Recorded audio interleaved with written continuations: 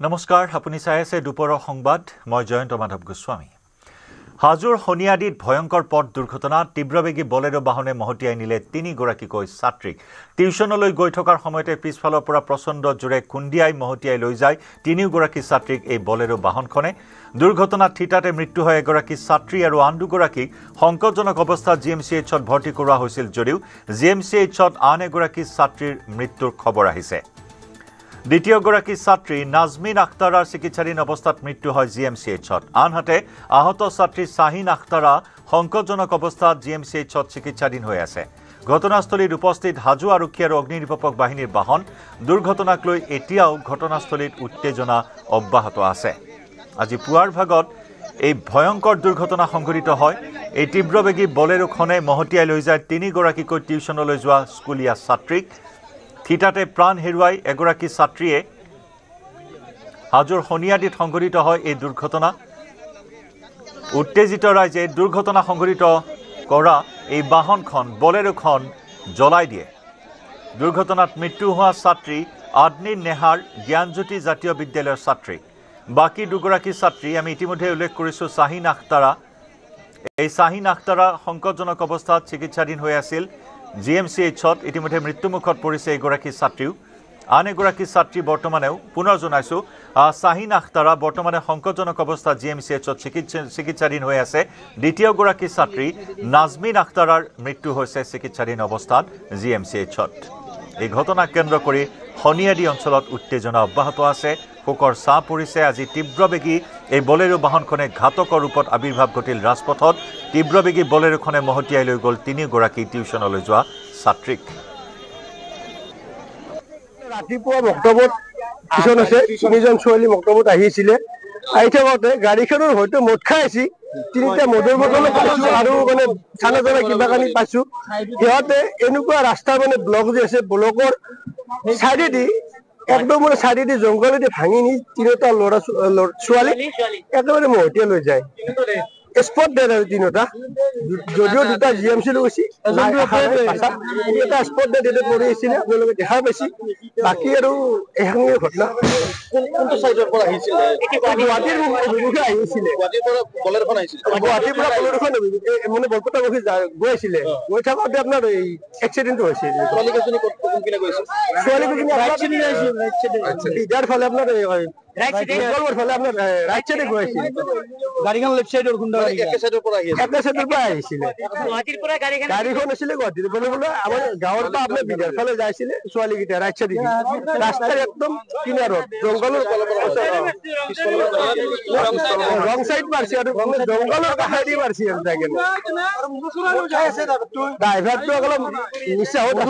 মদৰ বটল 3টাকে মদৰ বটল পাইছোঁ আৰু মানে চানা টানা কিবা কাৰণে পাইছোঁ, গিলাচো পাইছোঁ 3টা।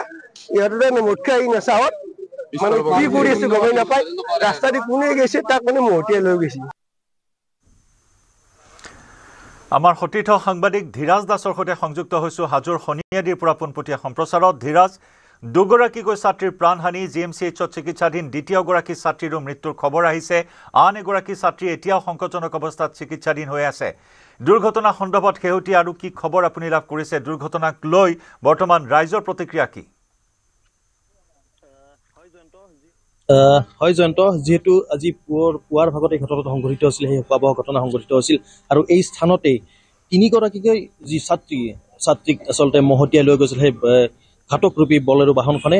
আৰু ক'ব লাগিব থিতাতে নিহত হৈছিল সেই এগৰাকী ছাত্ৰী আৰু দুগৰাকী ছাত্ৰীক সংকটজনক অৱস্থাত পঠিয়াই দিয়া হৈছিল GMCHলৈ।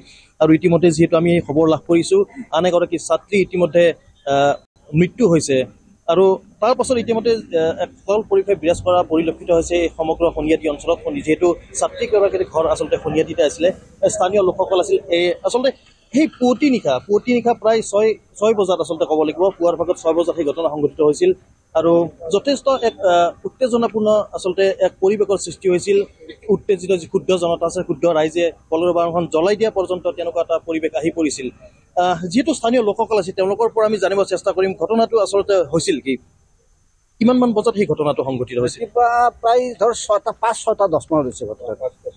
6:05 খুব বেছি 6:10, তাতকৈ বেছি হোৱা নাই। তাৰমানে ছোৱালী 3জনী, ছোৱালী 5জনী আছিলে, ছোৱালী 5জনী আছিলে, পিছফালে আছিলে 2জনী, আগত আছিলে 3জনী।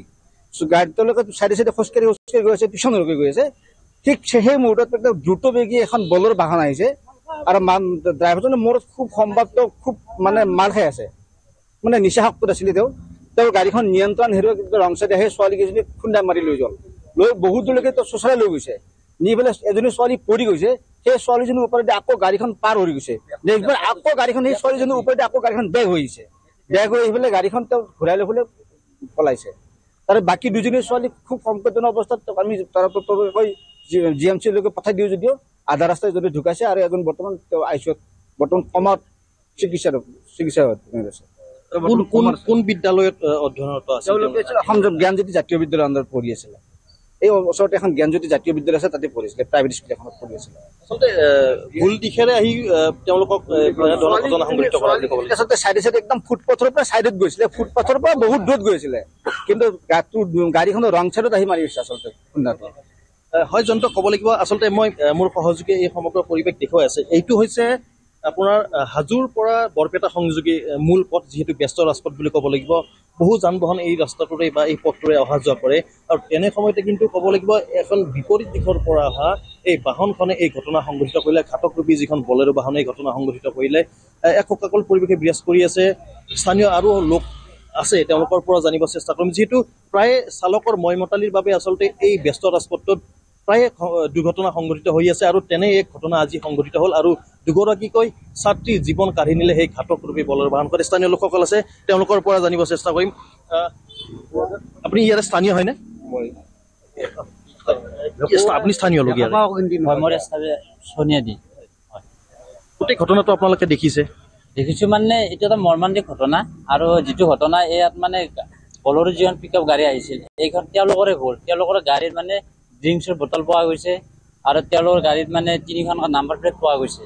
গতিকে তেওঁলোকে এটা মানে নিচাৰ শক্তত আহিছেতো গাড়ীখন, অহাৰ পিছত তেওঁলোকক মহতিয়াই লৈ গৈছে। মানে তেওঁলোকৰ ছোৱালীজনী এইটো নিষ্পাপীয়ে, গতিকে তেওঁলোকৰ কোনো হেৰি নাই, তেওঁলোকৰ কোনো দোষ নাই, আহি খুন্দা মাৰি মানে লৈ গৈছে। প্ৰায় দুৰ্ঘটনা সংঘটিত হয় কিন্তু এইটো অঞ্চলত, এইখিনিত হৈ থাকে প্ৰায়। গতিকে আমাৰ ইয়াত মানে আগতে স্পীড ব্ৰেকাৰ আছিল, এতিয়া উঠাই নিছে। কিন্তু আমাৰ এতিয়া খুব জৰুৰী স্পীড ব্ৰেকাৰ মানে লগা হৈছে, প্ৰয়োজন। বিশেষকৈ আমাৰ এইখিনিত মানে স্কুল মানে 4 চকটোন, আৰু গতিকে স্কুল বা আমাৰ চলি থাকে, স্কুল অহা যোৱা কৰি থাকে, বিদ্যালয় মানে অনুষ্ঠান প্ৰতিষ্ঠানবিলাক আছে। গতিকে আমাৰ এটা খুব জৰুৰী মানে স্পীড ব্ৰেকাৰৰ মানে প্ৰয়োজন হৈছে আমাৰ। ৰাইজ কিন্তু শুদ্ধ হৈ পৰিছিল সেইখিনি সময়ত। কি বুলি কওঁ মানে ঘটনাটো যেতিয়া আছিল তেতিয়া আপুনি হয় আপুনি দেখিছে? তাৰমানে তাতে চকতে, মেইন চকতে আহি পেলাই গাড়ীখন আহি তাৰ পৰাই দেখা পাইছো এনেকুৱাকে আছে। আমি তাতে 2জন মানুহ চাই আছা বোলে গাড়ীখন কেনেকৈ আছে। তাৰপৰা সি আহি পেলাই আপিকেইটা 5টা আপি আছে, 5টা আপিৰ ভিতৰত 2-3টা একেলগে আছে। তিনিওকা আহি পেলাই মাৰ চাই হেণ্ডালত খুন্দা, আপিকেইটাও চিটকি গৈছে। তাৰপৰা সৰু গাড়ীখন পিছত আছে, পিছত আহি পেলাই আপিটো ওপৰতে চেৰাত উঠছি আৰু ধৰফৰাই আছে আপিটো। আমি তেতিয়া দাউৰি আহি পেলাই চাওঁ যে আপি 3টা মাৰি পেলাই গাড়ীখন বেকত আহি পেলাই একদম পলাই গুচি গ'ল। আমি তেতিয়া 2খন গাড়ী লৈ পেলাই খেদি গৈছো বৰ্ণিত গেলে। পিছত ধৰা পৰিল? বৰ্ণিত যাই ধৰা পৰিছে, আমি গাড়ী পাতা দি পেলাই ৰাখি দিছো। হয় জয়ন্ত, পুনৰবাৰ নিউজ 18 দৰ্শকসকলক সেই দৃশ্য দেখুৱাম। আচলতে যিটো এই ঘটনাৰ যিটো ঠাইত সংঘটিত হৈছিল, এই যি ফুটপাথেৰে এই ছাত্ৰী কেইগৰাকী আহি আছিল টিউশ্যনলৈ বুলি পুৱাৰ ভাগত ওলাই আহিছিল, এই ফুটপাথতে এই বলেৰো বাহনখনে অভাৰটেক কৰি আহি সেই ছাত্ৰীগৰাকীক মহতিয়াই লৈ গৈছিল। আৰু এগৰাকী ছাত্ৰী তাতে নিহত হৈছিল, আন দুগৰাকীক যদিও ভৰ্তি কৰোৱা হৈছিল GMCHত। এগৰাকী ইতিমধ্যে মৃত্যু হৈছে, মুঠতে 2গৰাকী ছাত্ৰীৰ মৃত্যু হৈছে। আচলতে ক'ব লাগিব শোকাকুল পৰিৱেশে বিৰাজ কৰিছে। মই পুনৰবাৰ মোৰ সহযোগীয়ে দেখুৱাই আছে, চাওক ৰাস্তাৰ কিনাৰত আচলতে সেই দুৰ্ঘটনা সংঘটিত কৰিছিল আৰু দুৰ্ঘটনা সংঘটিত কৰি পলায়নৰ চেষ্টা কৰিছিল। যদিও ইতিমধ্যে যিগৰাকী চালকগৰাকীক ইতিমধ্যে হাজো আৰক্ষীয়ে আটক কৰা বুলি আমি খবৰ লাভ কৰিছোঁ। আৰু তাৰ পাছতে এই ঘটনা যেতিয়া সংঘটি আছিলে, ঘটনা সংঘটিত কৰাৰ পিছতে কিন্তু যিখন বলেৰো বাহনখন যি ক্ষুদ্ধ লোকসকল আছিল তেওঁলোকে জ্বলাই দিছিল। হয়, ক'ব লাগিব আচলতে এক মৰ্মান্তিক খবৰ বুলি ক'ব লাগিব জয়ন্ত। হয়, ধীৰাজ, ধন্যবাদ জনাইছোঁ আপোনাক।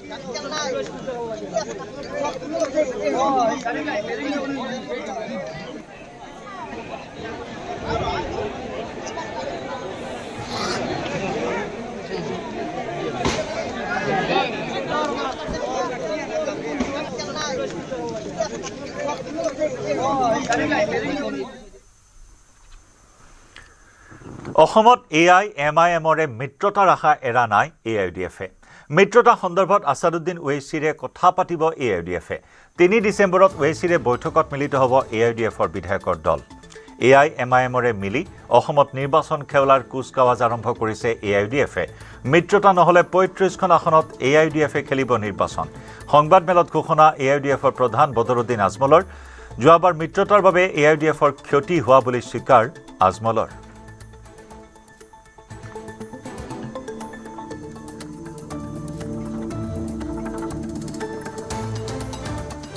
আছাদুদ্দিন ওৱেইছি আপোনালোকৰ লগত কথা পাতিছিলোঁ বুলি আমাৰ কেইবাজন MLA আপোনালোকে ভেট কৰিবলৈ বিচাৰে তেখেত কৈছে বদৰু ভাই মই কৈছোঁ বোলে পাৰ্লিমেণ্ট 1 तारीख पर आरम्भ হৈ আছে मैं 2 तारीख तक मैं बाहर हूँ 3 तारीख 4 तारीख आना हो तो आ जाए तो हमारे ग्रुप बनाई दिছোঁ 4-5 জনীয়া MLA সকলৰ 3 तारीখে সকলো যাব কৈ তাৰপিছত এটলিষ্ট আমি ইনভিটেশ্যন দিম তাৰপিছত কি হয় নহয় দেখা যাব স্যাৰ কিমানখন আসনত মানে 26 আপোনালোকে এই যে মানে বাৰবাৰ কৈ আছোঁ 35 প্লাছ মাইনাছ যদি আল্লাহ কৰে আছাদুদ্দিন সাহেব আহি যায় 1% টোটালি চেঞ্জ হৈ যাব এটা সম্ভাৱনা আছে বেছি হোৱাৰ না ভিত্তি আমি নকৰোঁ আমি তেখেতক বুজাম আমি যিমান বেছি কৰিম বিজেপি লাভ হৈ যাব আমি দুইজনে মিলি যদি বাঢ়াই দিওঁ বিজেপি লাভ হয়তো আমি নকৰোঁ তেখেতে নিবিচাৰে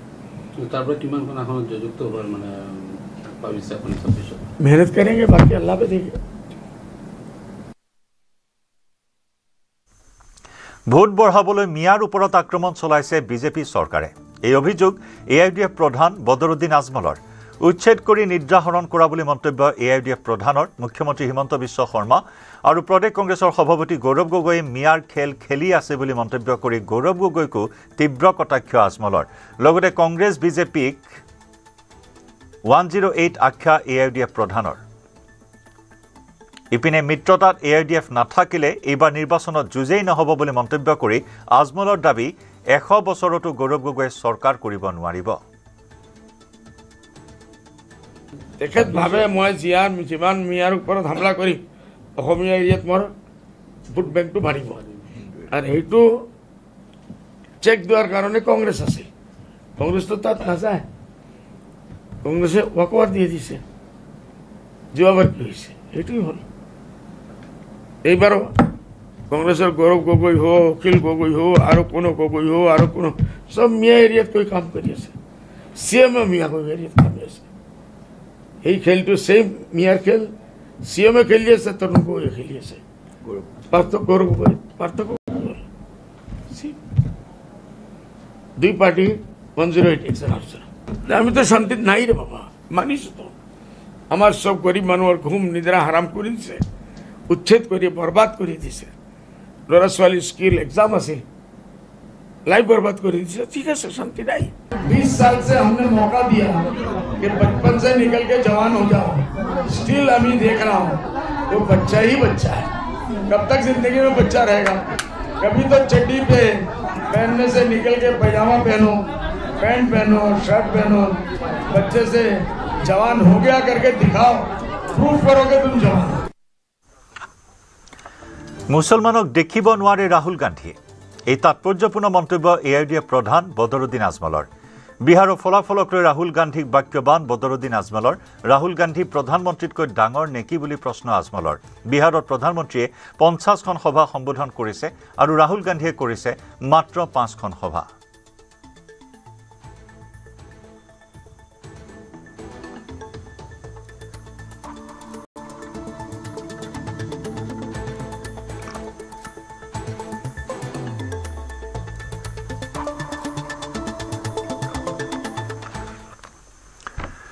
নয়নমণি পামেগামৰ জামিন মঞ্জুৰ বিশেষ আদালতৰ 50,000 টকাৰ PR বণ্ডত নয়নমণিৰ জামিন মঞ্জুৰ পৰ্যটন বিভাগৰ নিযুক্তি কেলেংকাৰীত গ্ৰেপ্তাৰ হৈছিল নয়নমণিৰ বিৰুদ্ধে বক্ৰ পথেৰে নিযুক্তি লাভ কৰাৰ অভিযোগ উচ্চতম ন্যায়ালয়ত অগ্ৰিম জামিন আবেদন কৰিছিল নয়নমণিয়ে এতিয়া পলাতক মোনালিসা গোস্বামী আৰু গৌতম দাস ইয়াৰ পূৰ্বে ইতিমধ্যে আন কেইবাজনকো গ্ৰেপ্তাৰ কৰা হৈছে 2012-13 বৰ্ষৰ নিযুক্তিৰ ক্ষেত্ৰত কেলেংকাৰী সংঘটিত হৈছিল বক্ৰ পথেৰে চাকৰি লোৱাৰ অভিযোগ আছিল শেহতীয়াকৈ খেদি কৰায়ত্ব কৰা হৈছিল নয়নমণি পাম একামক, কিন্তু তেওঁৰ অগ্ৰিম জামিন মঞ্জুৰ কৰিলে বিশেষ আদালতে।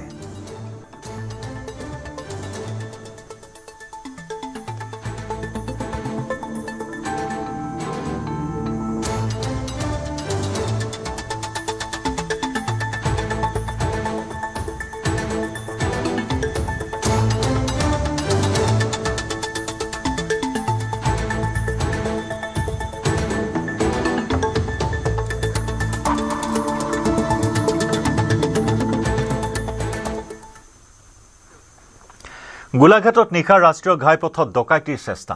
গাহৰি ভৰ্তি বাহন আগ ভেটি ধৰি ডকাইতিৰ চেষ্টা চলাই ৰঙাঘৰৰ আলহী হ'ল পৰ্টেলৰ সাংবাদিকসহ জাতীয় সংগঠনৰ নেতা। গোলাঘাটৰ ৰঙাজানৰ 39 নম্বৰ ৰাষ্ট্ৰীয় ঘাইপথত সংঘটিত হৈছিল এই ঘটনা। মঙলদৈৰ পৰা ডিমাপুৰ অভিমুখে গৈ থকা এখন গাহৰি ভৰ্তি ট্ৰাকৰ চালকক ভয় ভাবুকিৰে ধন দাবী কৰিছিল কেইজনমান লোকে।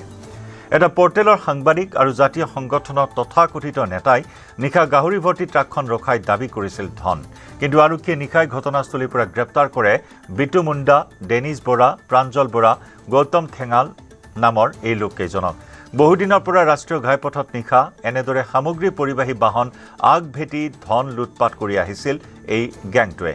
শেহতীয়াকৈ গোলাঘাটৰ ৰঙাজানৰ এটা পৰিয়ালত হোৱা ডকাইতিটো জড়িত থকাৰ তথ্য লাভ কৰিছে আৰক্ষীয়ে। ডকাইতি কাণ্ডত গ্ৰেপ্তাৰ হোৱা 4জনৰ লগত আন কেইবাজনো লোক জড়িত থকাৰ সন্দেহ কৰা হৈছে।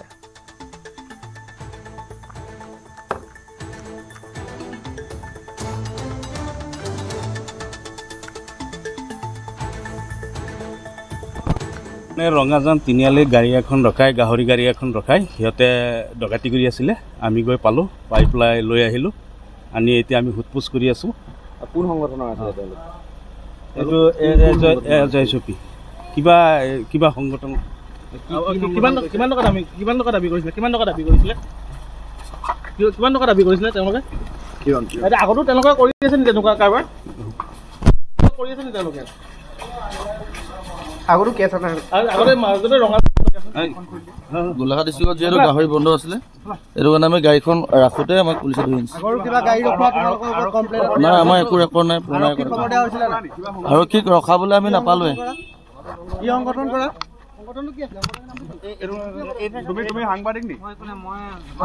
উঠি আহিছিলো, মই একো নাই, মই খৰি দি আহিম, অকল উঠি আহিছো, মই একো গম নাপাওঁ। মোৰ সংগঠনৰ কোনো হেৰি নাই, মই মানে অকল গাড়ীখনত উঠি আহিছো।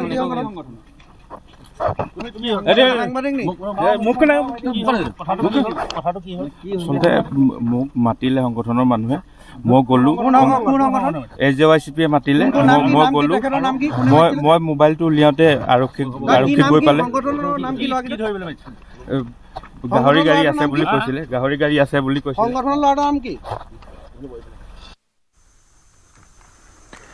বোকাজানত দ্ৰুতবেগী জিপচিৰ খুন্দাত গৃহৰক্ষী জোৱানৰ মৃত্যু। নাগালেণ্ডৰ বাহনৰ খুন্দাত প্ৰাণ গ'ল গৃহৰক্ষী জোৱান উত্তম দাসগুপ্তাৰ। 39 নম্বৰ ৰাষ্ট্ৰীয় ঘাইপথত মাজনিশা সংঘটিত হয় এই ভয়ংকৰ দুৰ্ঘটনাটো। ডিমাপুৰৰ দিশৰ পৰা দ্ৰুতবেগত আহি আছিল NL07 CD5866 নম্বৰৰ এখন জিপচি বাহন।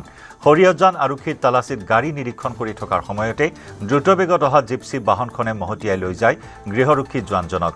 ভয়ংকৰ দুৰ্ঘটনা সংঘটিত কৰি পলায়নৰ চেষ্টা চলোৱাৰ সময়তে কিছু দূৰ গৈ দলঙত খুন্দা মৰাত নিয়ন্ত্ৰণ হেৰুৱাই পথত বাগৰি পৰে জিপচি বাহনখন। ইতিমধ্যে আৰক্ষীয়ে জব্দ কৰিছে দুৰ্ঘটনা সংঘটিত কৰা বাহনখন। অৱশ্যে ঘটনাস্থলীৰ পৰা পলায়ন কৰে জিপচি বাহনৰ চালকসহ 2জন। ঘটনা সন্দৰ্ভত বোকাজান আৰক্ষীয়ে অব্যাহত ৰাখিছে তদন্ত।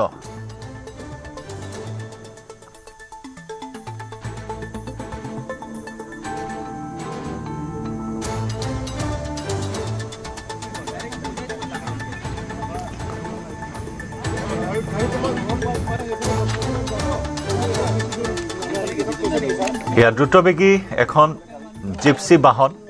এই জিপচি বাহনখনৰ খুন্দাত গৃহৰক্ষী জোৱানৰ মৃত্যু। উত্তম দাসগুপ্তা নামৰ গৃহৰক্ষী জোৱানজনৰ মৃত্যুৰ সেই দৃশ্য CCTVত বন্দী হৈছে। দুৰ্ঘটনাৰ দৃশ্য CCTVত বন্দী হৈছে। তীব্ৰবেগী নাগালেণ্ডৰ এই জিপচিখনে মহতিয়াই লৈ যায় গৃহৰক্ষী জোৱানজনক। 39 নম্বৰ ৰাষ্ট্ৰীয় ঘাইপথত মাজনিশা সংঘটিত হৈছে এই ভয়ংকৰ দুৰ্ঘটনাটো। দ্ৰুতবেগত অহা NL07 CD5866 নম্বৰৰ এই জিপচিখনৰ খুন্দাত প্ৰাণ গ'ল গৃহৰক্ষী জোৱানজনৰ।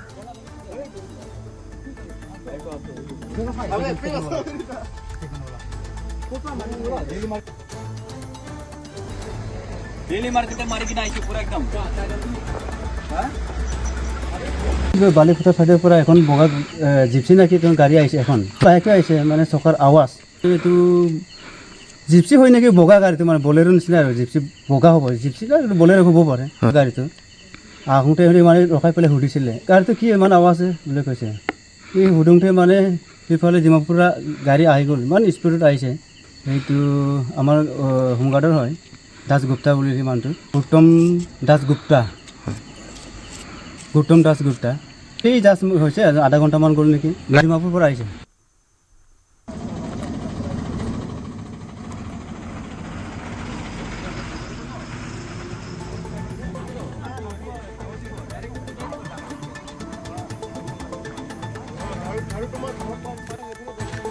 এই দুৰ্ঘটনাক লৈ তীব্ৰ চাঞ্চল্য বিৰাজ কৰিছে সমগ্ৰ অঞ্চলটোত তীব্ৰ বেগী জিপচি বাহনখন চিচি কেমেৰাত আপুনি দৃশ্য দেখিলেই অনুমান কৰিব পাৰিব কিমান তীব্ৰ বেগত আছিল এই জিপচি বাহনখন নাগালেণ্ডৰ এই বাহনখনৰ খুন্দাত উত্তম দাসগুপ্তা নামৰ গৃহৰক্ষী জোৱানজনৰ মৃত্যু হয়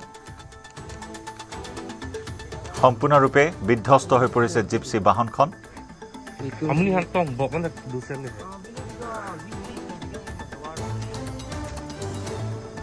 হৰিয়জান আৰক্ষীৰ তালাচীত গাড়ী নিৰীক্ষণ কৰি থকাৰ সময়তে দ্ৰুত বেগত অহা জিপচি বাহনখনে মহতিয়াই লৈ যায় গৃহৰক্ষী জোৱানজনক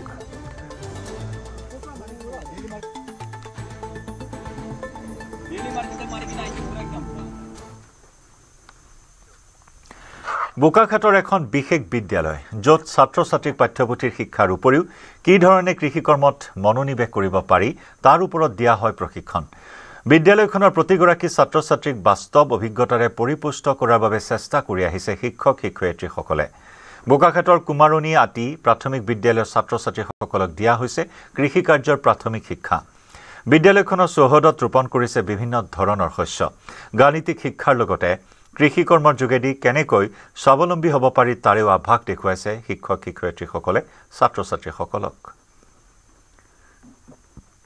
ছাত্ৰ ছাত্ৰীক স্কুলত যি পাঠদান সেই পাঠদানৰ উপৰিও এখন বোকাখাটৰ বিশেষ বিদ্যালয়ে ছাত্ৰ ছাত্ৰীসকলক যি কৃষি কৰ্ম কেনেধৰণে তেওঁলোক জড়িত হ'ব পাৰে তাৰ ওপৰত শিক্ষা প্ৰদান কৰি দৃষ্টি আকৰ্ষণ কৰাৰ পৰিলক্ষিত হৈছে বোকাখাটৰ কুমাৰণী প্ৰাথমিক বিদ্যালয় আৰু এই মুহূৰ্তত মই কুমাৰণী প্ৰাথমিক বিদ্যালয়ৰ যিখন শাক পাচলিৰ বাৰী আছে সেই বাৰীত উপস্থিত আছোঁ আৰু মোৰ সহযোগীক মই দেখুৱাবলৈ অনুৰোধ কৰিছোঁ বিভিন্ন ধৰণৰ এতিয়া ৰবি শস্যৰ খেতিৰ সময় এই ৰবি শস্যৰ খেতিৰ সময়ত বিভিন্ন ধৰণৰ আচলতে তেওঁলোকে শাক পাচলি কৰা পৰিলক্ষিত হৈছে যাতে ছাত্ৰ ছাত্ৰীসকলে নিজৰ পাঠ্যপুথিৰ উপৰিও তেওঁলোকে আচলতে যাতে কৃষি কৰ্মৰ জৰিয়তে স্বাৱলম্বী হ'ব পাৰে তাৰ বাবে শিক্ষকসকলে তেওঁলোকক খেতি কেনেদৰে কৰিব লাগে বা কোনটো মাহত কেনেধৰণৰ খেতি কৰিব লাগে সকলো আচলতে ইয়াত শিকোৱা হৈছে আৰু মোৰ লগত বিদ্যালয়খনৰ প্ৰধান শিক্ষকগৰাকী আছে কি ক'ব আমাৰ বিদ্যালয়লৈ অহাৰ বাবে মই আপোনালোকৰ চেনেলক ধন্যবাদ জনাইছোঁ আৰু ইয়াত আমি বিভিন্ন ধৰণৰ খেতি কৰোঁ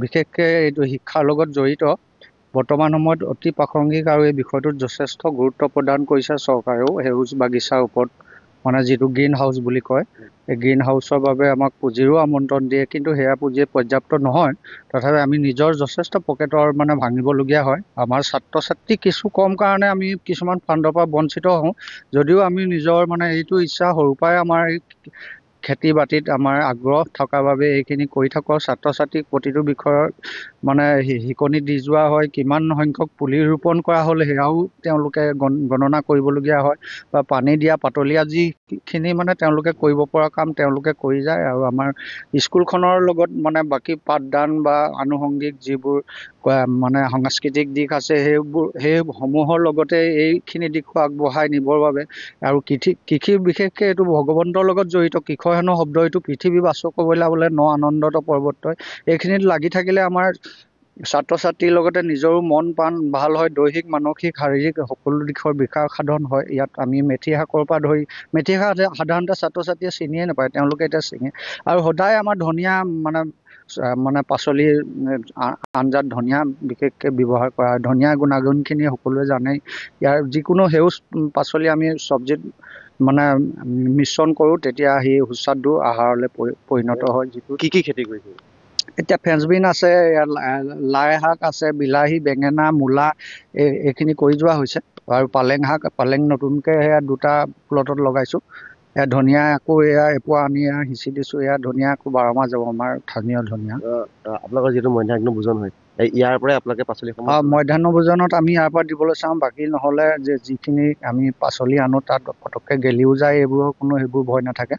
সেইকাৰণে আমি এই ইয়াৰ থলুৱা যিখিনি মানে শস্য সেইখিনি আৰু গুটিটো আমি ৰাখি যাওঁ। গুটি আকৌ এই অহা বছৰলৈ আমি ইয়াৰ গুটিয়ে আকৌ এই গুটি মানে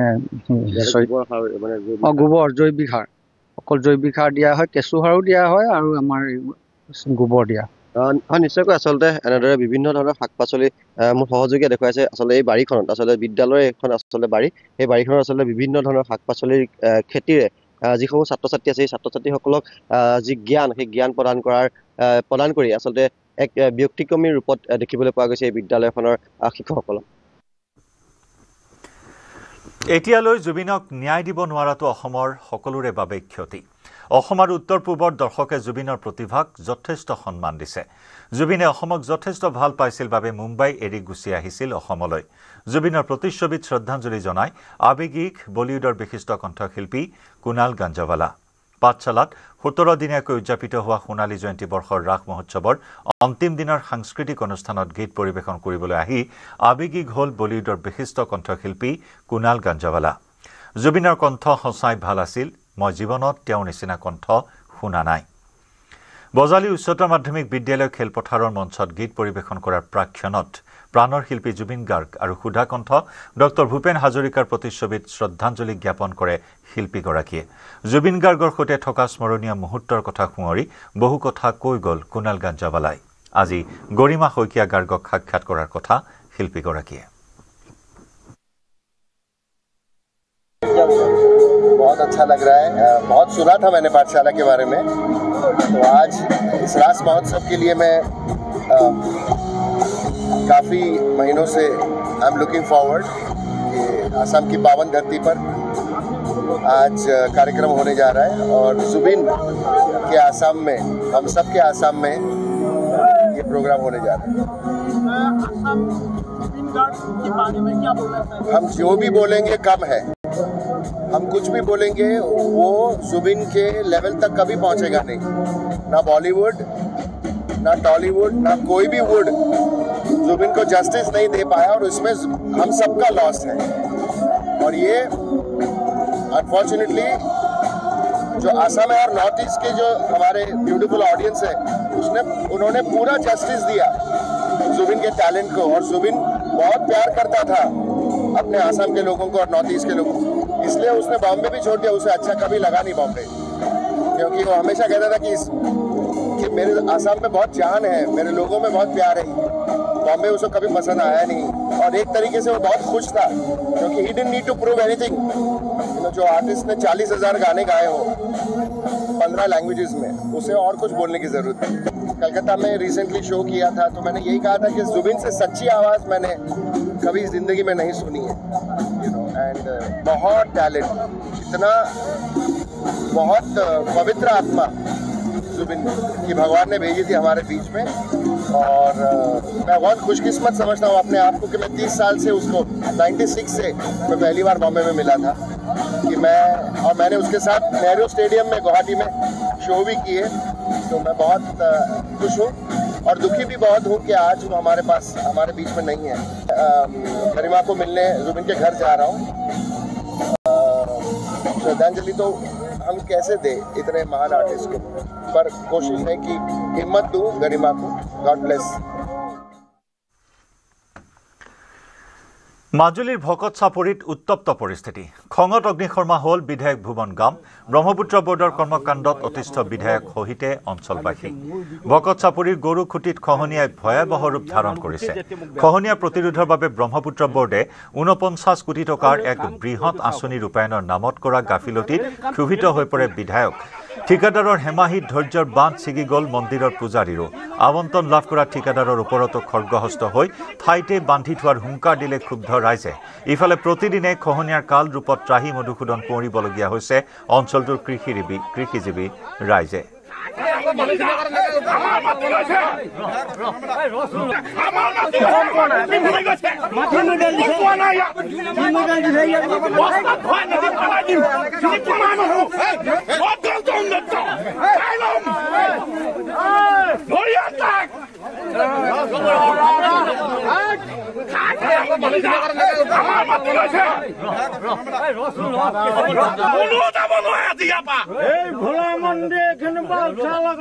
আমি যেনেকে বিচাৰিছো তেনেকে কাম হ'ব লাগিব যদি নহয় অন্তত বস্তাত ভাত পানী পেলাই দিম फालतू बात आप लोग कह रहा ना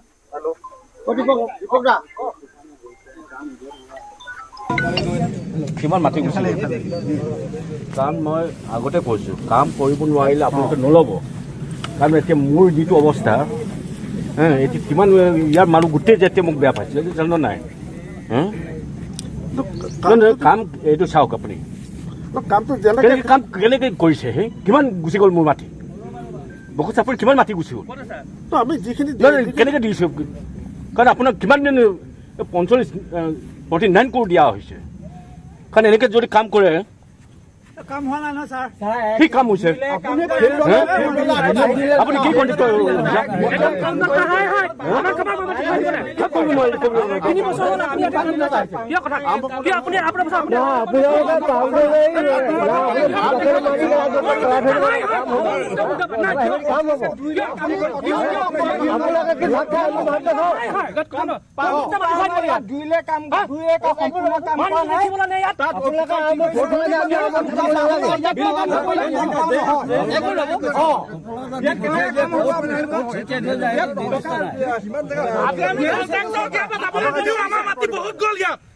গাফিলতিৰ কাৰণে ইয়াত বহুত খহনীয়া আছে কিয় কাম কৰা নাই আপুনি থাকিবই লাগিব আজি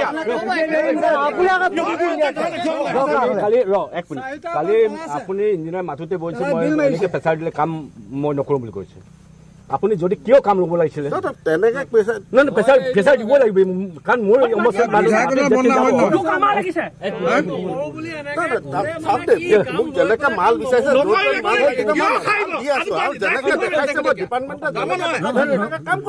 কেনেকে কাম কৰিলে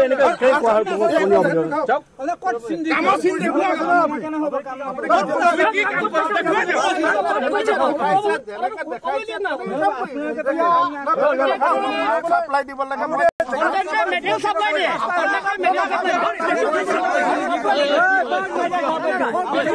इसका बोला तो यह काम नहीं चलेगा आप लोग कैसे इधर का आदमी ऐसी तलत थकबा हमें ऐसी तलत क्या गुंडा समझता है कि हमारा क्या आदमी को क्या गुंगा या अंधा समझता है आप लोग कैसे रखेगा हम लोग नहीं थकेगा जो इंजीनियर पढ़ा है उसको क्या करना आप लोग कैसा काम नहीं कर लगे नो कमेंट नो कमेंट बताइए कमेंट दीजिए करोड़ रुपया खर्च किया है करोड़ रुपया आप लोगों का गवर्नमेंट का नहीं होगा कमेंट देना पड़ेगा क्या सोचते हैं आप क्वेश्चन तो बताइए करोड़ रुपया खर्चा हुआ फिर भी ये बकत खबरी ये जहाँ खड़ा है उधर ये थोड़ा भी मिट्टी यहाँ पर सुरक्षा नहीं हुआ है क्यों नहीं हुआ है हमारा गांव में उठा सिक्का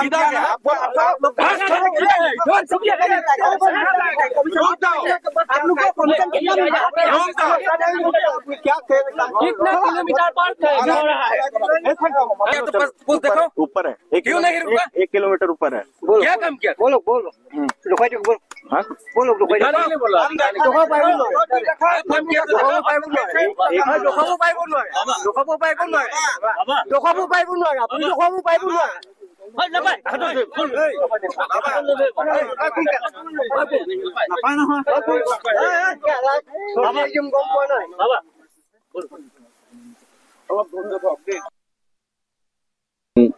$49 crore অলৰেডি 3 মাহ আগতে এলটমেণ্ট কৰি দিছে কাৰণ যিজন কণ্ট্ৰেক্টৰ লৈছোঁ তেখেতক মই বাৰে বাৰে কৈ আছোঁ কওঁতে কৈছে মোৰ ইঞ্জিনিয়াৰক কৈছে বোলে মই এনেকৈ প্ৰেছাৰ দিলে মই কামটো শুদ্ধ কৰিম চাইণ্ডাৰ কৰিম বুলি কৈছে কাৰণ যদি কামেই কৰিব নোৱাৰে কাম ল'ব নালাগে কাৰণ এতিয়া যিটো অৱস্থা হৈছে এতিয়া কিমান এতিয়া 7 বিঘামান গুচি গ'ল মাটি কিন্তু এনেকৈ যদি মাটি গুচি যায় কাৰণ মোৰতো এজন বিধায়ক মোৰতো ৰেছপনচিবল আছে ন পাৰ্কো বেংক নহয় জিঅ' টিউব বা বোল্ডাৰ প্ৰফিট সিং এনেকুৱা ধৰণৰ কামহে এইটো কথা অনীতি সত্তাধিকাৰো কৈছে নাই একচুৱেলি এতিয়া যেটো গোটেই অল ইণ্ডিয়াতে অলৰেডি জিঅ' বেগ কাম চলে এতিয়া এই অনতি অটো এইটো চাইডটো আমি ৰাস্তাটো যে বনাইছিলো কি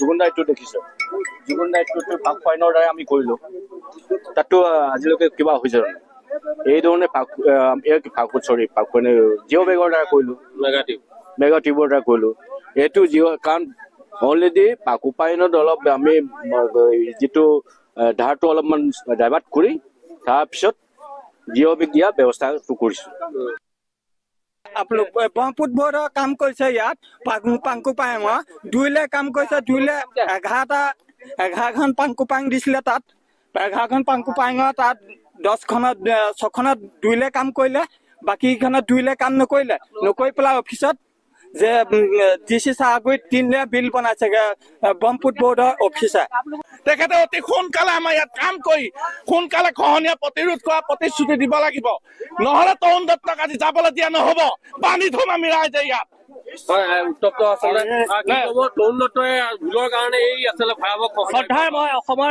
জনপ্ৰিয় দক্ষ কৰ্মদক্ষ জনপ্ৰিয় মুখ্যমন্ত্ৰী মহোদয় অনুৰোধ আৰু লগতে আমাৰ বান নিয়ন্ত্ৰণ মন্ত্ৰী পীযুষ হাজৰিকাৰ প্ৰতি অনুৰোধ এই তৰুণ দত্ত বুলি কোৱা দালালজনক অতি সোনকালে তেখেতৰ লাইচেন্স বাতিল কৰিব লাগে কাৰণ তেখেতক কাম দিয়া এতিয়া 1 বছৰ ওচৰতি হ'ল ইয়াত কণা সাহস পতান ধান দিছে আৰু যিটো ব্ৰহ্মপুত্ৰ বৰ্ডৰ নামৰ মানুহ আছে ধাৰাবাহিকভাৱে আমি 2014 পৰা কৈ আছো দেই এক চপৰা মাটি ৰাখিব পৰা ব্ৰহ্মপুত্ৰ বৰ্ড হ'ল দালাল পূৰ্বে দেখুৱাইছিলো যে ব্যাপক গৰাখহনীয়া কৰিছে ভকতচাপৰি অঞ্চল আৰু ভকতচাপৰি অঞ্চলত আহি উপস্থিত হৈছে মাজুলী সমষ্টিৰ বিধায়ক মাজুলী জিলা আয়ুক্ত আৰু বিভিন্ন ব্ৰহ্মপুত্ৰ বৰ্ড আৰু জলসম্পদ বিভাগৰ অভিযন্তাকে ধৰি বিভিন্নজন আৰু ইয়াৰ লগে লগে আমাৰ বাতৰিৰ পাছতে বৰ্তমান সময়ত পাৰ্গো পাইন পেলাবৰ বাবে এই স্থানত উপস্থিত হৈছে এখন নাও লৈ পাৰ্গো পাইন লৈ অহা হৈছে আৰু দেখুৱাইছো যে বৰ্তমান সময়ত পৰিদৰ্শন কৰিছে আৰু সকলোতকৈ গুৰুত্বপূৰ্ণ কথাটো হ'ল যে 49 কোটি টকাৰে এই অঞ্চলটো সুৰক্ষাৰ বাবে যি ব্যৱস্থা গ্ৰহণ কৰিছিলে সেই ব্যৱস্থা কিন্তু বৰ্তমানলৈকে নহল আৰু তাৰ ফলনি বৰ্তমান সময়ত এক উত্তেজনামূলক পৰিৱেশৰ সৃষ্টি হৈছে যিগৰাকী কণ্ট্ৰেক্টৰ ইয়াত কাম কৰিছিলে যিগৰাকী ঠিকাদাৰে ইয়াত কাম কৰিছিলে তৰুণ দত্ত সেই ব্যক্তিগৰাকীক আচলতে ব্যক্তিগৰাকীৰ কামক লৈ অসন্তুষ্টি প্ৰকাশ কৰিছে ভকতচাপৰি অঞ্চলৰ ৰাইজে আৰু দেখুৱাইছো বৰ্তমান সময়ত যি প্ৰাচীন শ্ৰী শ্ৰী ভোলা মন্দিৰ ভকতচাপৰি সেই ভোলা মন্দিৰ খহনীয়া যাওঁ অৱস্থা আৰু বৰ্তমান সময়ত আইসকলে এই স্থানত ভোগ দান কৰি যাতে ভগৱানৰ ওচৰত শৰণাপন্ন হোৱাৰ আশা কৰিছে আৰু কেনেদৰে আচলতে এই সমগ্ৰ বিষয়টো কি হ'ব বা বৰ্তমান সময়ত ৰাইজে কি কৈছে আমি জানিবলৈ চেষ্টা কৰিম কামক লৈ যথেষ্ট অভিযোগ আছে তেনেধৰণে নকৰাৰো অভিযোগ উত্থাপিত হৈছে আৰু ৰাইজ ইমান ক্ষোভিত হৈ পৰিছে মই মালটো চাপ্লাই দিয়া মোৰ দায়িত্ব আছে যেনেকে য'ত দিছে মই সেইটো সেইমতে মাল চাপ্লাই দিছো কোনো অভাৱ ৰখা নাই কোনো ত্ৰুটি ৰখা নাই এতিয়াও আপোনালোকে গৈ চাব পাৰে 2 জেগাত ইপিনে ইপিনে ঘাটত মই মাল ৰাখি থৈছো গতিকে অসন্তুষ্টি প্ৰকাশ কৰিছে আপোনাৰ কামক লৈ যি পাৰ্কো পাইন পেলাইছিলে সেই পাৰ্কো পাইনৰ কোনো ধৰণৰ ইয়াত চিন কাম নাই পূৰ্বে সেইটো মই কি ক'ম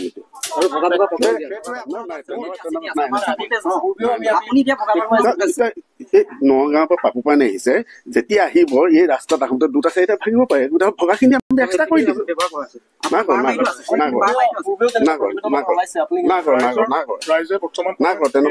যথেষ্ট ক্ষোভ প্ৰকাশ কৰিছে আৰু এই কামটো ভাল হোৱা নাই বুলি আপুনি এই স্থানলৈ পৰিদৰ্শন কৰিবলৈ আগতে আহিছে আহিছো মই নাৱেদি আহিছো যেতিয়া কাম আৰম্ভ হৈছে নাৱেদি আহিছো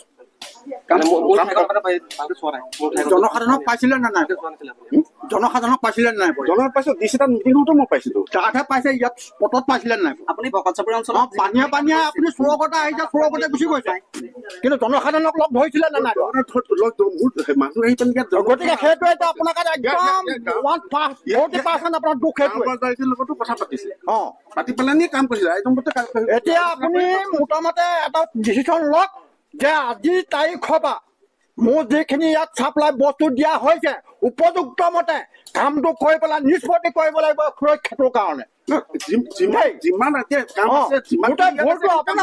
আপুনি আছে লখিমপুৰত মস্তিক মাৰি ভাত খাই শুই কাৰণ ভকতচাপৰি মানুহ এইগৰাকী হ'ল এই যি স্থানত কাম কৰিছিলে মণিপুৰ আৰক্ষী সেৱাৰ অৱসৰপ্ৰাপ্ত বিষয়াক গুলীয়াই হত্যা MPS আকৈজাম শান্তি কুমাৰক গুলীয়াই হত্যা ভতিজাকে গুলীয়াই হত্যা কৰিলে মণিপুৰৰ অৱসৰপ্ৰাপ্ত আৰক্ষী বিষয়াগৰাকী খুৰাকক গুলীয়াই আত্মহননৰ পথ বাছি ল'লে যুৱকজনেও 23 বছৰীয়া আকৈজাম কিষানে শুকুৰবাৰে সংঘটিত কৰে এই ঘটনা অৱসৰপ্ৰাপ্ত আৰক্ষী বিষয়াগৰাকীৰ বুকুত 3টা গুলীৰ আঘাত খুৰাকৰ সৈতে হোৱা তৰ্কাতৰ্কিৰ মাজতে কিষানে সংঘটিত কৰিলে এই কাণ্ড খন্তেক পাছতে নিজৰ মূৰত গুলীয়াই কিষানেও বাছি ল'লে চৰমপন্থা মণিপুৰত সংঘটিত এই ঘটনাটোৱে সৃষ্টি কৰিছে ব্যাপক চাঞ্চল্যৰ মণিপুৰ আৰক্ষী সেৱাৰ অৱসৰপ্ৰাপ্ত বিষয়া MPS আকৈজাম শান্তি কুমাৰক গুলীয়াই হত্যা কৰিলে ভতিজাকে আনহাতে খুৰাকক গুলীয়াই চৰমপন্থা বাছি ল'লে যুৱকজনেও 23 বছৰীয়া আকৈজাম কিষানে শুকুৰবাৰে সংঘটিত কৰে এই ঘটনা অৱসৰপ্ৰাপ্ত আৰক্ষী বিষয়াগৰাকীৰ বুকুত 3টাকৈ গুলীৰে থকা হৰকা কৰিলে তৰ্কাতৰ্কিৰ মাজতে কিষানে সংঘটিত কৰিলে এই কাণ্ড খন্তেক পাছতে নিজৰ মূৰতো গুলীয়াই কিষানেও বাছি ল'লে চৰমপন্থা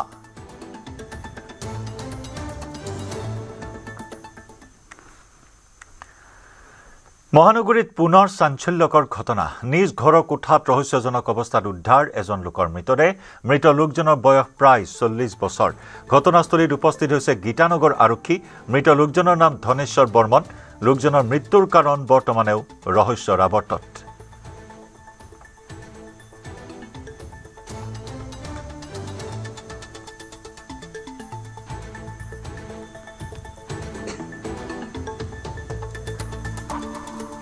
আমাৰে বন্ধু হয় এই ৰাতিপুৱা 5টামান বজাত এনেকৈ ফোনত গম পালোঁ যে এনেকৈ ই মানে ছুইচাইড কৰিছে মানে এতিয়া ঘৰুৱা কথাটো নাজানো কি বাৰু কিন্তু গম পাইছোঁ আৰু গম পাই পেলাই এনেকৈ আহিলোঁ আহি পেলাই এতিয়া দেখা পাইছোঁ ছুইচাইড কৰিছে ধনেশ্বৰ বৰ্মন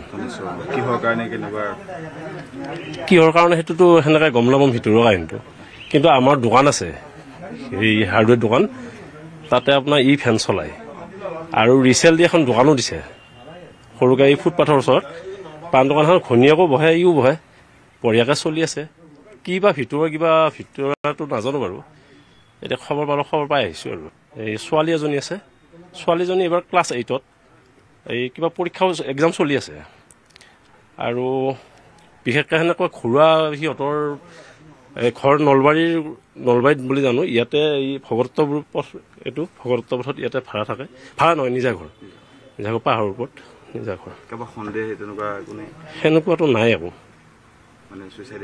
ছুইচাইড এইটো ছুইচাইড কেছ কাৰণ আমি ঘৈণীয়েকৰ লগতো কথা পাতিছিলোঁ এইটো বেলেগ নহয় ছুইচাইড কেছ আমি 5টামান বজাত ৰাতিপুৱা 5টামান বজাত পুৱা সময় ৰাতি কৰা বুলি গম পাইছোঁ 23 নৱেম্বৰত টাই আহোমৰ 2 লক্ষাধিক ৰাইজৰ সিংহ গৰ্জনত কঁপিব ধেমাজি নগৰ জনজাতিকৰণ স্বায়ত্তশাসন আৰু ভূমিপট্টাৰ দাবীত আতাচু আহোম গণমঞ্চ টাইপাকে ধৰি বংশাৱলীসমূহৰ লগতে আহোম জনতাই কঁপাই তুলিব ধেমাজিৰ আকাশ ধেমাজি জিলা আতাচুৰ কাৰ্যালয়ত আহোম সংগঠনৰ ঐক্যমঞ্চই সংবাদমেলযোগে সদৰি কৰিলে এই কথা অহা 23 নৱেম্বৰ তাৰিখে সেইদিনা আমি প্ৰায় 2 লক্ষাধিক লোকৰ সমাগমেৰে ধেমাজি কাছাৰী ময়দানত এক সিংহ গৰ্জন শীৰ্ষক গৰ্জন নামেৰে প্ৰতিবাদী আমি কাৰ্যসূচী ৰূপায়ণ কৰিবলৈ আগবাঢ়িছোঁ আমাৰ হ'ল টাই আহোম জনগোষ্ঠীৰ যি ন্যায় পৰিচয় আৰু যি মৰ্যাদা এই মৰ্যাদা অক্ষুণ্ণ ৰখাৰ স্বাৰ্থত আমাৰ জনগোষ্ঠীক জনজাতিকৰণ স্বায়ত্তশাসন আৰু ভূমিপট্টা আমাক প্ৰদান কৰিব লাগে আমি টাই আহোমসকল জন্মগতভাৱে আমি জনজাতি হৈ ট্ৰাইবেল এফেয়াৰ্ছৰ চৰকাৰী যি 6টা ক্ৰাইটেৰিয়া আমাক লাগে জনজাতি হ'বলৈ 6টা বৈশিষ্ট্য এই বৈশিষ্ট্যসমূহ সম্পূৰ্ণ টাই আহোম জনগোষ্ঠী আছেই আৰু থকা কাৰণে টাই আহোম জনগোষ্ঠীৰ 5টা ঠালে ইতিমধ্যে ভাৰতবৰ্ষৰ বিভিন্ন স্থানত জনজাতীয় সুবিধাসমূহ লাভ কৰি আছে জনজাতীয় হিচাপে বসবাস কৰি আছে কিন্তু টাই আহোমসকলে কাৰোবাৰ ৰাজনৈতিক চক্ৰান্তত আমি পিছ পৰি ৰ'লোঁ সেইকাৰণে আমাৰ দাবী হ'ল টাই আহোম জনগোষ্ঠীক জনজাতিৰ যিখন তালিকা এই তালিকাভুক্ত আমাক কৰিব লাগে ভাৰতীয় সংবিধানৰ এক গণ্ডিৰ ভিতৰত আমি জনজাতি মৰ্যাদা বিচাৰিছোঁ আমাৰ মূল কথা হ'ল আৰু আমাৰ লক্ষ্য হ'ল জনজাতিকৰণ আমাৰ জনজাতিকৰণৰ লগে লগে কিন্তু আমাৰ স্বায়ত্ব শাসনটো আমাক লাগিব তাৰ লগে লগে আমাৰ ভৱিষ্যত নৱপ্ৰজন্মৰ ভৱিষ্যত সুৰক্ষিত কৰিবৰ কাৰণে আমাক ভূমিপট্টা লাগিব এইখিনিতে আমি কৈ যাব বিচাৰিছোঁ যদি টাই আহোম জনগোষ্ঠীক জনজাতিৰ মৰ্যাদা প্ৰদান নকৰে তেনেহ'লে কলিয়াবৰৰ পৰা আগলৈ চামধৰা যি গড় আছে চামধৰা গড়ৰ পৰা শদিয়ালৈকে কিন্তু আমি সুকীয়া ৰাজ্য বিচাৰিবৰ কাৰণে আমি পৰৱৰ্তী সময়ত চিন্তাধাৰা আমি কৰিবলৈ ইতিমধ্যে কথা বতৰা আমাৰ চলিছে আমি চিন্তা চৰ্চা কৰিছোঁ যদি জনজাতিকৰণ আমাক নিদিয়ে তেনেহ'লে আমি সুকীয়াকৈ টাই আহোমে আমি সুকীয়াকৈ এখন ৰাজ্য বা সুকীয়া ব্যৱস্থাপনাৰ বিষয়ে আমি চিন্তা চৰ্চা কৰিম এতিয়া কথা হ'ল 23 তাৰিখে আমি ধেমাজি জিলাৰ প্ৰত্যেকটো সংগঠন টাই আহোম জনগোষ্ঠীটোৰ যিমানকেইটা সংগঠন আছে গোটেইকেইটা সংগঠন ধেমাজিত থকা সকলোবিলাক বংশাৱলী সকলোবিলাক টাই আহোমৰ সন্মিলনী আৰু আমাৰ ইয়াৰ যি জ্ঞাতিবৰ্গ সকলো ৰাইজে লগ লাগি আমি এই গণসমাৱেশ সিংহ গৰ্জন নামৰ এই প্ৰতিবাদী কাৰ্যসূচী আমি ৰূপায়ণ কৰিবলৈ আগবাঢ়িছোঁ আৰু এইখিনিতে আমি আপোনালোকৰ জৰিয়তে ধেমাজিৰ প্ৰত্যেকজন বংশধৰ প্ৰত্যেকজন জ্ঞাতিক জনাব বিচাৰিছোঁ জাতি থাকিলেহে খেতি থাকিব জাতি থাকিলেহে ভেটি মধ্য অসমৰ ৰাইজৰ চিকিৎসাৰ অভাৱ পূৰণত ব্যৰ্থ নগাঁও চিকিৎসা মহাবিদ্যালয়ৰ আজব নিয়ম প্ৰতিষ্ঠানখনত নতুনকৈ যোগদান কৰা অধ্যক্ষ ডাক্তৰ বিষ্ণুৰাম দাসে এতিয়াৰে পৰা ৰোগীয়ে বিভিন্ন সেৱাৰ বাবদ দিবলগীয়া ধন অনলাইন যোগে দিয়াৰ নিৰ্দেশ দিছে এই নিৰ্দেশে যথেষ্ট বিপদত পেলাইছে দুখীয়া ৰোগীক জটিল ৰোগৰ চিকিৎসা প্ৰদানত ব্যৰ্থ নগাঁও চিকিৎসা মহাবিদ্যালয়ে এনেধৰণৰ আজব নিয়ম কানুন প্ৰস্তুত কৰাক লৈ ক্ষোভিত হৈছে চিকিৎসালয়লৈ অহা সাধাৰণ জনতা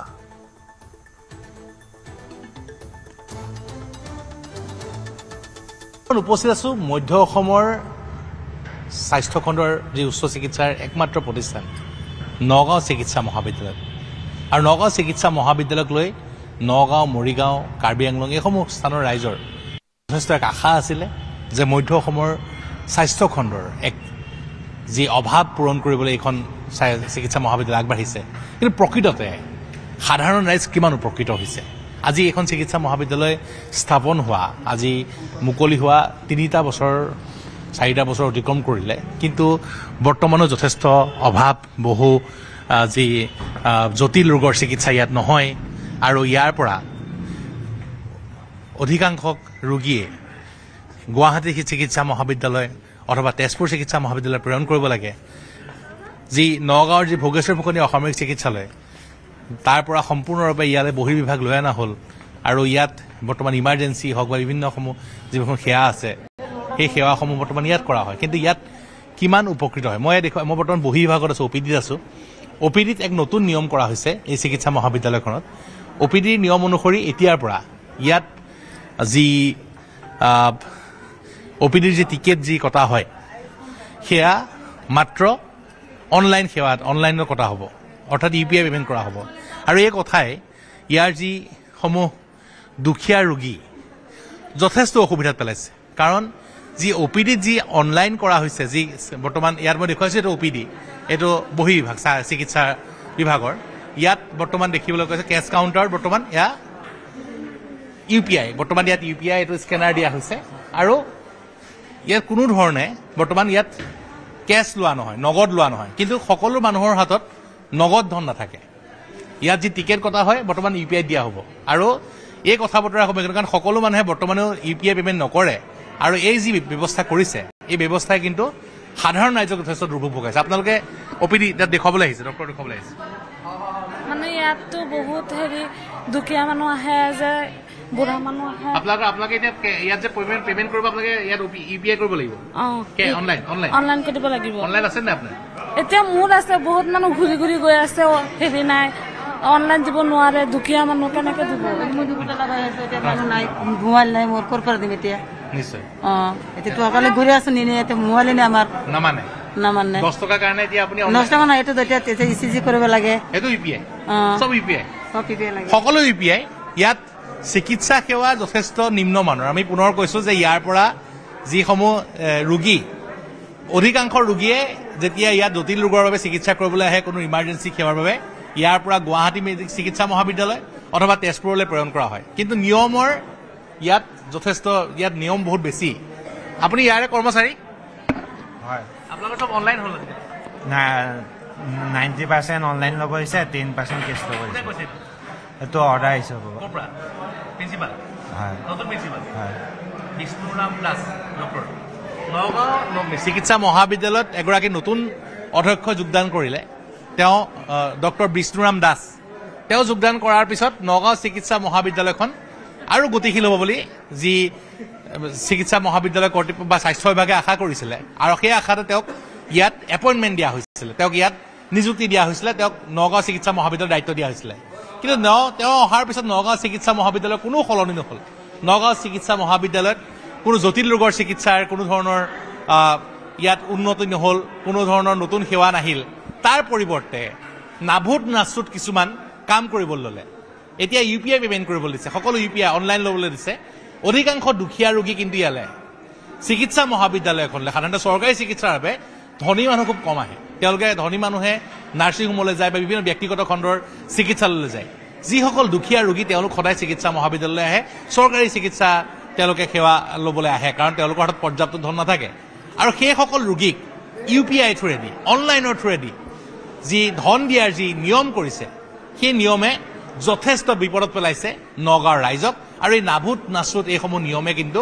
নগাঁৱৰ ৰাইজক যথেষ্ট বিপদত পেলাইছে কোনো ধৰণৰ উপকৃত হোৱা নাই ৰাইজ চিকিৎসা মহাবিদ্যালয়খনত যিসমূহ জটিল সেৱা আনিব লাগে এগৰাকী নতুন অধ্যক্ষ আহিছে তেওঁৰ দায়িত্ব আছিলে নগাঁও চিকিৎসা মহাবিদ্যালয়ত প্ৰায়ে যি অভিযোগ উঠে যে ইয়ালে জটিল ৰোগত চিকিৎসাৰ বাবে যিসকল ৰোগী আহে তেওঁলোকক যি বাহিৰলৈ পঠিয়াব লাগে নগাঁৱত চিকিৎসা নহয় যি গুৱাহাটী মেডিকেল কলেজলৈ ৰেফাৰ কৰিব লাগে দুৰ্ঘটনাত আক্ৰান্ত হৈ পেলাই আহে যথেষ্ট এক ভয়ংকৰ পৰিস্থিতি আহে সেইসকলক ইয়াৰ পৰা গুৱাহাটীলৈ পঠিয়ায় হয়তো আদবাৰতে মৃত্যু হয় যাৰ কাৰণে এখন চিকিৎসালয় ইয়াত স্থাপন কৰা হৈছিলে সেইসমূহ সেৱাৰ উন্নতি কৰাৰ কথা তেওঁ চিন্তা কৰা নাই নতুন অধ্যক্ষগৰাকীয়ে এইসমূহ নিয়ম কৰিছে যিসমূহ নিয়মে পুনৰ ৰাইজক বিপদত পেলাইছে আৰু নগাঁও চিকিৎসা মহাবিদ্যালয়ৰ ভিতৰত কি ঘটি আছে সকলো বাতৰি আজি আমি কৰিম আৰু সকলো দিশ আমি দেখুৱাই যাবলৈ চেষ্টা কৰিম